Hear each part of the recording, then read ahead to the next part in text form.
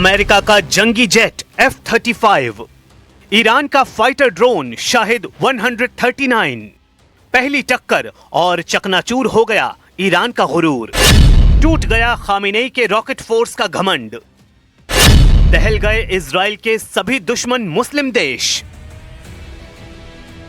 America से टकराने से पहले दुश्मन 1000 बार सोचते हैं, लेकिन ईरान ने शायद इस बार एक दफे भी नहीं सोचा। नतीजा, शाहिद ड्रोन एक वार नहीं झेल सका। ट्रंप के सबसे घातक जंगी जेट ने शाहिद ड्रोन को ताबूत बनाकर अरब सागर में दफना दिया है। मगर यह युद्ध यहीं नहीं रुकेगा, क्योंकि अब सुपर पावर और ईरान के बीच सिर्फ 500 मील का फासला बचा है।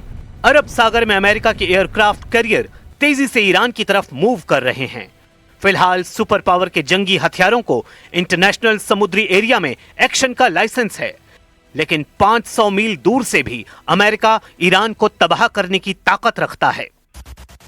सुपर पावर के विनाशकारी लड़ाकों ने कई मुल्कों को मिट्टी में मिलाने का टशन दिखाना शुरू किया है। ईरान पर हमले का पूरा ब्यौरा अमेरिका ने जारी किया है।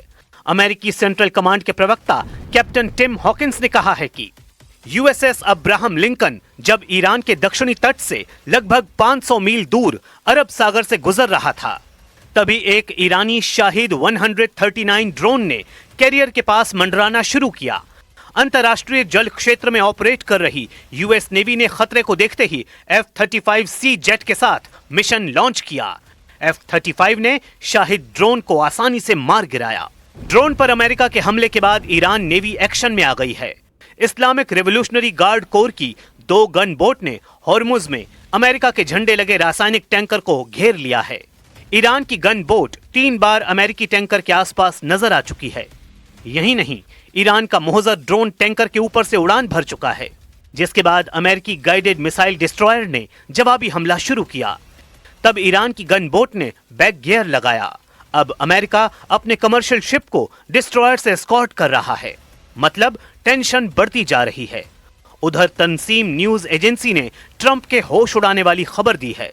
सुपर पावर के लिए ईरान ने कैसा बारूदी ट्रैप तैयार कर लिया है, ये जानने से पहले कि ट्रंप ने ईरान के साथ डील पर मुहर लगा दी है, लेकिन वो डील कहां करेंगे, कब करेंगे, ये बताने को राजी नहीं हैं।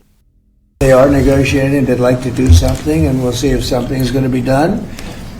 They had a chance to do something a while ago, and it didn't work out, and we did Midnight Hammer. I don't think they want that happening again, but they would like to negotiate. We are negotiating with them right now, yes. Trump ने Iran से nuclear deal को super secret रखने का मन बना रखा है, लेकिन ओमान के मस्कट से मिले इनपुट से ये माना जा रहा है कि डील वहीं होगी। हालांकि जिस डील को लेकर ट्रंप उतावले हैं, उसमें अभी कई पेच ईरान ने फंसा दिए हैं। ईरान ने ट्रंप को साफ कह रखा है कि अमेरिका ईरान की न्यूक्लियर डील से तुर्की को कोसों दूर रखा जाए। ईरान ने ट्रंप को बता रखा है कि एटमी डील तभी मुमकिन है जब ईरान के मिसाइल प्रोग्राम पर कोई पाबंदी का जिक्र तक नहीं होगा। ईरान ने अरब देशों के साथ कुछ मुस्लिम देशों को एटमी डील में शामिल करने की शर्त भी रखी है। अब तक इनके नाम सामने नहीं आए हैं। सुप्रीम लीडर अली खामेनेई के सलाहकार अली शाम खानी ने ट्रंप को वार्निंग दी है कि डील बराबरी की होगी। डील में सिर्फ अमेरिका और ईरान का रोल होगा। فقط و فقط و فقط با آمریکاست. بحث فقط و فقط با موضوع هسته‌ای است. تو موضوع هسته‌ای امکان توافق وجود داره. اصولا امکان مذاکره وجود داره. یک، به شرط آنکه فضای تهدید، کلام تهدید، ابزار و تجهیز تهدید نبوده باشه و در میز مذاکره منصفانه یک مذاکره دو جانبه مبتنی بر رسیدن به تفاهم صورت بگیره. ईरान अपने एटमी प्रोग्राम को बंद करने को तैयार नहीं है। अली शाम खानी ने जानकारी दी है कि ईरान यूरेनियम संवर्धन में कटौती कर सकता है, लेकिन किसी भी कीमत पर परमाणु प्रोग्राम बंद नहीं करेगा।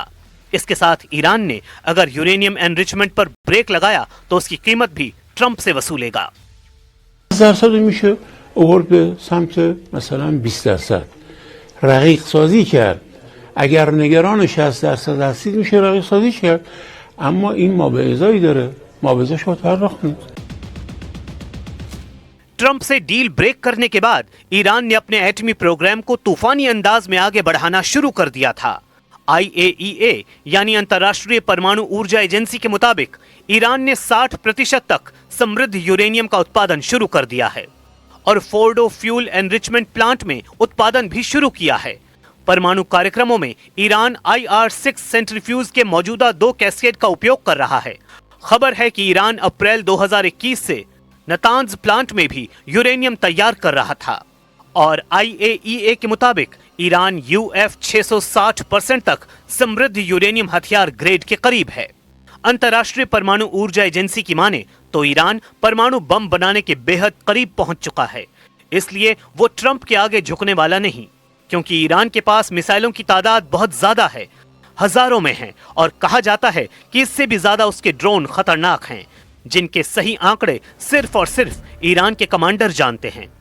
ऐसे में ईरान के लिए युद्ध को लंबा खींचकर अमेरिका और इजराइल को सरेंडर करने पर मजबूर करने का प्लान बना रहा है। ईरान के लिए यह मुमकिन है कि वो लंबे वक्त तक रुक रुक कर इजराइल पर हमला कर सकता है, क्योंकि वो अपनी मिसाइल और ड्रोन पावर पर पिछले 20 सालों से काम कर रहा है और अब शाहिद 139 ड्रोन से ईरान के पास अरब सागर में मौजूद ट्रंप पावर के सभी सीक्रेट भी हाथ लग गए हैं। तंसीम न्यूज एजेंसी की रिपोर्ट में दावा किया गया है F-35 के हमले से पहले शाहिद 139 ड्रोन ने IRGC हेडक्वार्टर को अमेरिकी सेना की सभी जरूरी तस्वीरें भेज दी हैं।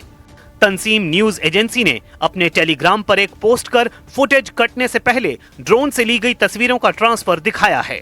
ईरान एक फ्रंट पर पूरी तैयारी का दम भर रहा है, वहीं ईरान के जनरलों ने इजराइल की तरफ भी पूरा फोकस बना रखा है। अली शामखानी ने दावा किया है कि अमेरिका और इजराइल एक दुश्मन के 2 नाम हैं। مگه اسرائیل و آمریکا دوتان؟ اسرائیل و آمریکا دوتا نیستن، یکی هم. طبیعتاً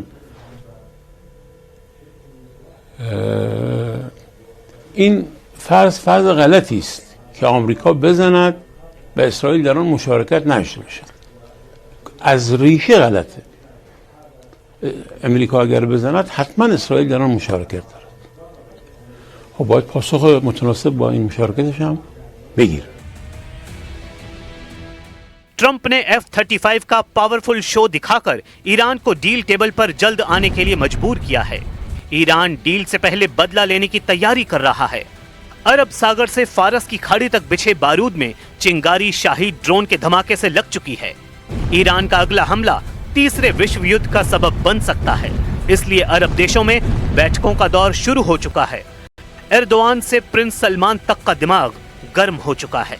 अब अगर ईरान युद्ध को विस्फोटक बनाता है तो उसे और उसके साथ दिख रहे देशों का बचना मुश्किल है।